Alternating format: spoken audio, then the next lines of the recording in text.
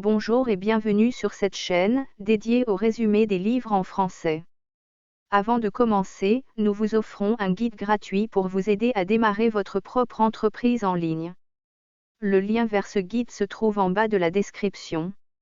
De Plilis, nous avons une astuce pour obtenir le livre que nous résumons aujourd'hui gratuitement sur Amazon. Il vous suffit de prendre un abonnement d'essai gratuit et se désabonner après avoir téléchargé le livre, et le lien pour cela se trouve également en bas de la description.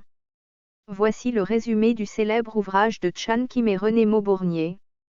Introduction.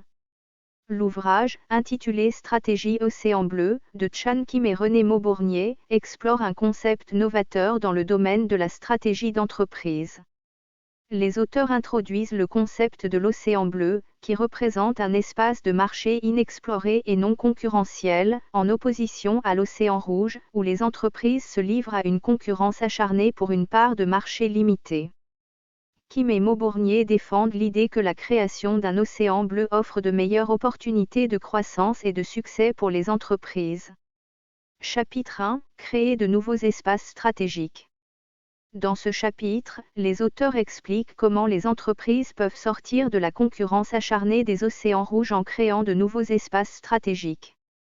Ils présentent la méthode des 6 voies pour identifier les opportunités d'océan bleu, qui inclut la réduction, l'élimination, l'augmentation, la création, la substitution et le changement de perspective. Les auteurs montrent comment ces voies peuvent être utilisées pour créer de nouveaux marchés et se démarquer de la concurrence. Chapitre 2. Analyser l'environnement de marché.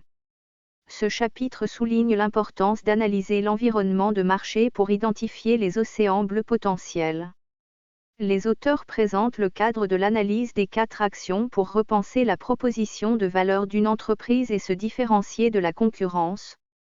Ils mettent en évidence l'importance de comprendre les attentes des clients, d'identifier les facteurs clés de succès de l'industrie et de remettre en question les hypothèses traditionnelles pour créer un espace stratégique unique. Chapitre 3. Formuler une stratégie océan bleu. Ce chapitre explique comment formuler une stratégie océan bleu en utilisant le cadre de la matrice des 4 actions. Les auteurs montrent comment repenser les éléments clés de l'offre d'une entreprise, tels que les produits, les services, les canaux de distribution, les prix, etc., pour créer une proposition de valeur nouvelle et attrayante pour les clients.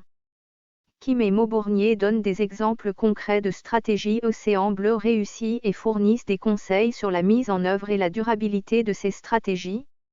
Chapitre 4. Mettre en œuvre la stratégie océan bleu. Dans ce chapitre, les auteurs se penchent sur les aspects pratiques de la mise en œuvre de la stratégie océan bleu. Ils expliquent comment mobiliser l'organisation et aligner les ressources pour soutenir la création de l'océan bleu. Kim et Maubournier mettent en évidence l'importance de la gestion du changement, de la communication claire des objectifs et de la création d'une culture d'innovation et de collaboration. Ils donnent également des conseils pour surmonter les obstacles et les résistances internes qui peuvent surgir lors de la mise en œuvre de cette stratégie audacieuse. Chapitre 5. Renouveler la stratégie océan bleu. Les auteurs abordent la notion de durabilité de la stratégie océan bleu dans ce chapitre. Ils soulignent que les océans bleus ne restent pas inexplorés indéfiniment et que les concurrents peuvent rapidement suivre. Kim et Maubournier proposent donc des stratégies pour renouveler en permanence la proposition de valeur de l'entreprise et rester en avance sur la concurrence. Ils mettent l'accent sur l'importance de l'innovation continue, de l'adaptation au changement du marché et de la recherche constante de nouveaux espaces stratégiques. Chapitre 6. Le leadership de l'océan bleu. Ce chapitre se concentre sur le rôle du leadership dans la création et la mise en œuvre de la stratégie océan bleu. Les auteurs soulignent l'importance d'un leadership visionnaire, capable de stimuler l'innovation, de promouvoir la prise de risque et d'encourager la remise en question des conventions. Kim et Maubournier mettent en évidence les compétences et les qualités nécessaires pour être un leader de l'océan bleu, telles que l'ouverture d'esprit, la capacité à inspirer et à mobiliser les équipes, ainsi que la persévérance face aux obstacles. Chapitre 7. La stratégie océan bleu dans différents contextes.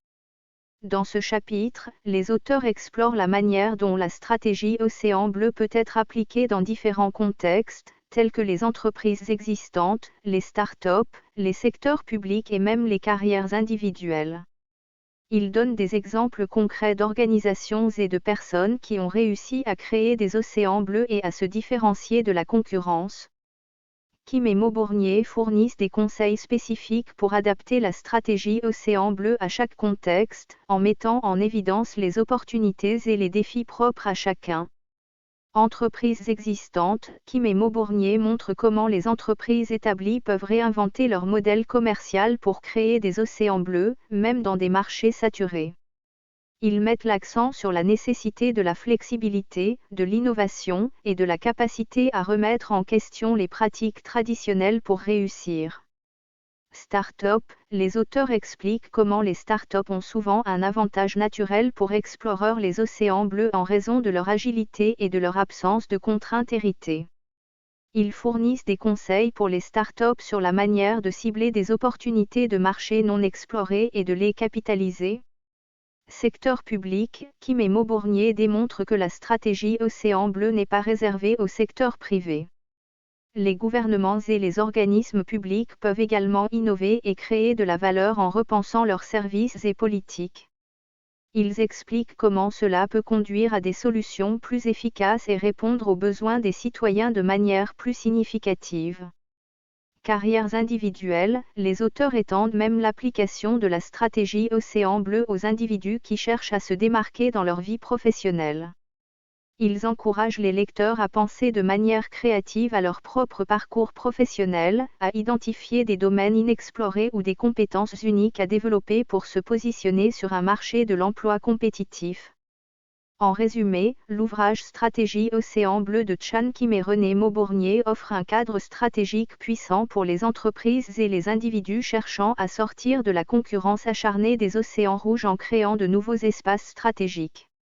Il met l'accent sur l'importance de l'innovation, de l'analyse du marché, de la mise en œuvre efficace et de la durabilité pour réussir dans un monde concurrentiel en constante évolution. Ce livre inspire à repenser la stratégie de manière radicale pour atteindre de nouveaux sommets de réussite. Chers auditeurs, si vous avez aimé ce livre, abonnez-vous à la chaîne et cliquez sur la cloche de notification pour ne pas rater les prochaines vidéos.